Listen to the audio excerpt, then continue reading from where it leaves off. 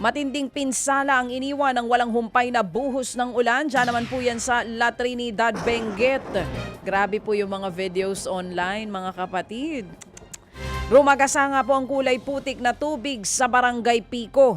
Marami ring nagbagsakang puno at mga sanga na humambalang sa daan. Nagtulong-tulong naman po mga tauhan ng La Trinidad Police para alisin ang mga ito. Inalis din ng mga otoridad ang nagkalat na tipak ng bato sa daanan. Aminado po ang La Trinidad LGU na hindi nawawala ang panganib na landslide sa kanilang probinsya. Kaya iba yung pag-iingat na lamang po ang kanilang ipinapaalala sa mga residente. Samantala, isinakay po sa styrofoam na balsang isang kabaong dyan po yan sa Binian City sa Laguna.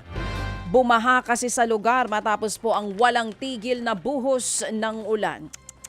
Bahagyang naantala po ang libing ng 80 anyos na ginang sa Barangay de la Paz. Napilitan kasing isampa sa isang improvised na bangkang kanyang kabaong dahil sa gutter deep na baha sa lugar.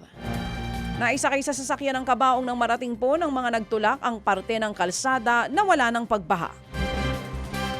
Nagtumbahan naman po ang ilang puno at nagliparan ng mga yero sa Iloilo City nang manalasang isang buhawi kagabi. Sa video, makikita pong iniwang pinsala ng buhawi sa ilang gusali sa syudad. Sa lakas nga ng hangin, nabagsakan pa ng bubong ang isang sasakyan. Apektado rin ang linya ng kuryente sa lugar. Wala namang naitalang nasaktan sa nasabing insidente. Patuloy pong isinasagawang clearing operations sa ngayon. Mga kapatid, patuloy po kayong tumutok sa 105.9 True FM para sa totoong balita, impormasyon, music and entertainment. Mag-subscribe sa aming YouTube channel at podcast at sundan nyo kami sa Facebook, Instagram, X at TikTok sa True Network PH. Bisitahin din po ang aming official website, truefm.ph. At panoorin din kami sa True TV Signal, Channel 19. Kami po ang 105.9 True FM. Laging true sa'yo, kapatid.